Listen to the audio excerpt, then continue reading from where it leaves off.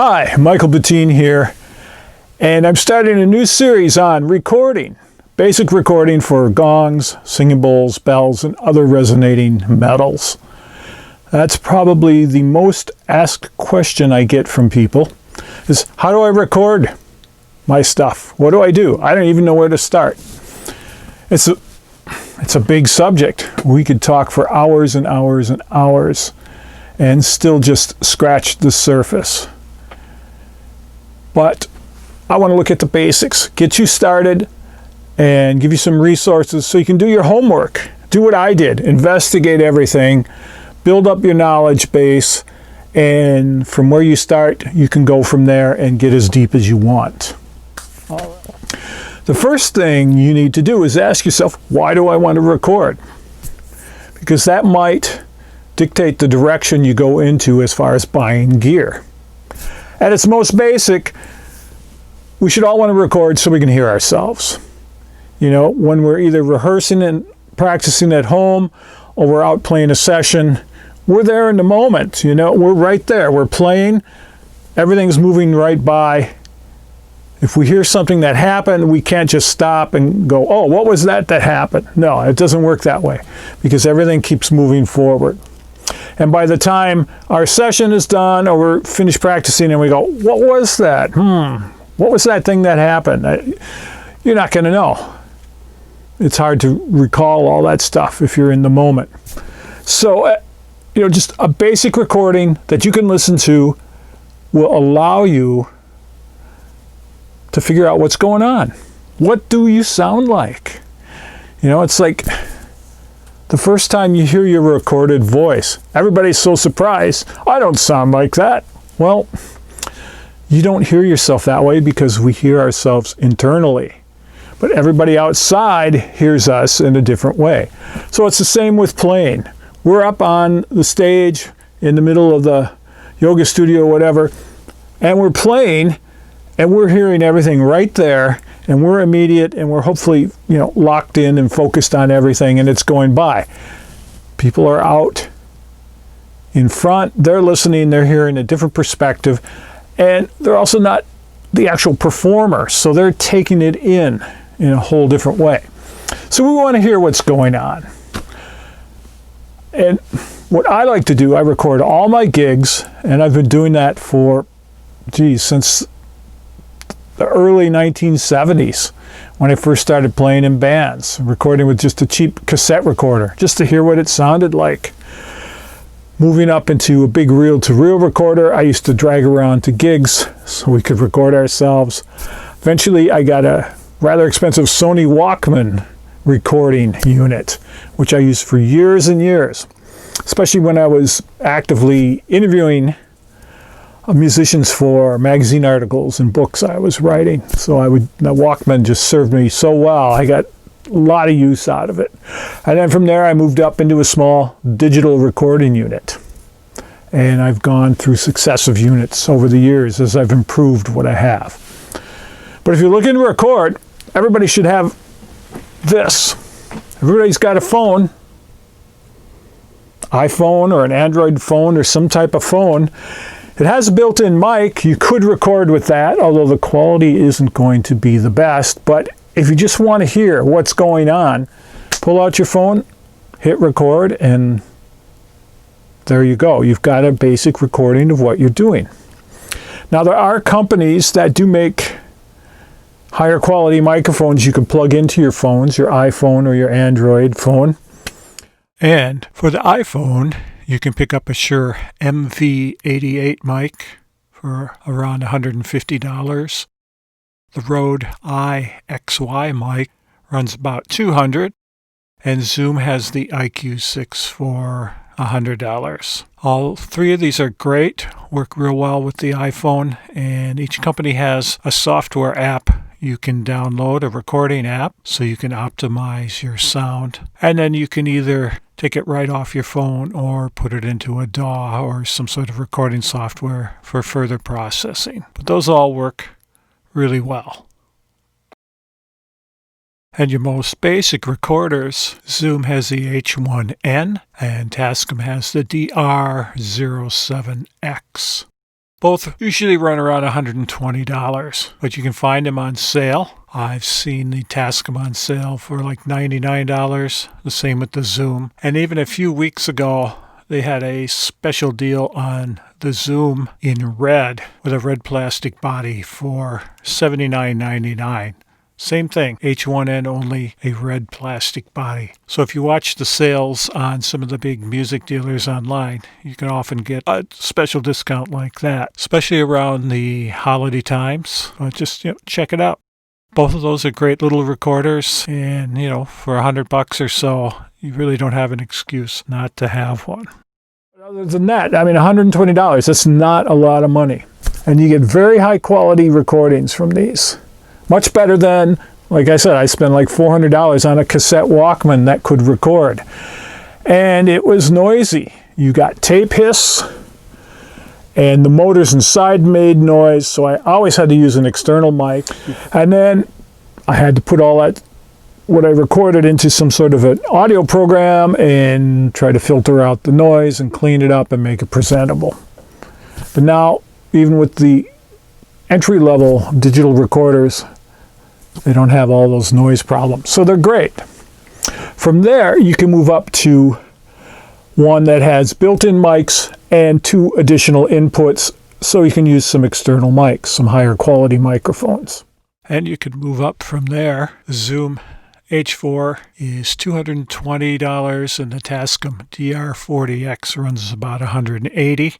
They both have built-in XY microphones, and on the bottom end, they have 2 external mic jacks, so you can plug in 1 or 2 external microphones, or even run like a guitar or keyboard into it. So they're pretty versatile, and for most people, that's all you really need, just to have your built-in mics and the possibility of plugging into other microphones.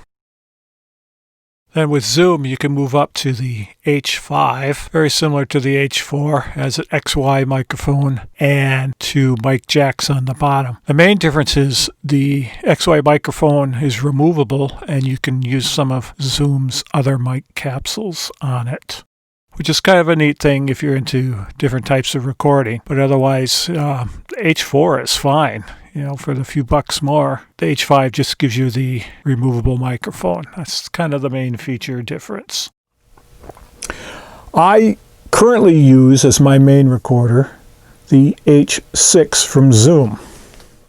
Up from there, you can get some real hybrid type units. The Zoom H6, like I have, which gives you 4 extra mic inputs, as well as the switchable mics, and the Zoom H8, which gives you 6 extra mic inputs, and you can also replace the XY microphone with, besides different mics, you can put in a capsule that has 4 additional mic inputs, so you can record up to 10 separate microphones on that. And those are great if you're, really looking to record a whole band or do a lot of different things like that with a portable unit. Myself, I would rather just use like an 8-input interface into my computer, and even bring that along if I was recording, a concert or something out at a venue. But I think the portable recorders are really great for the built-in mics and 1 or 2 extra mics.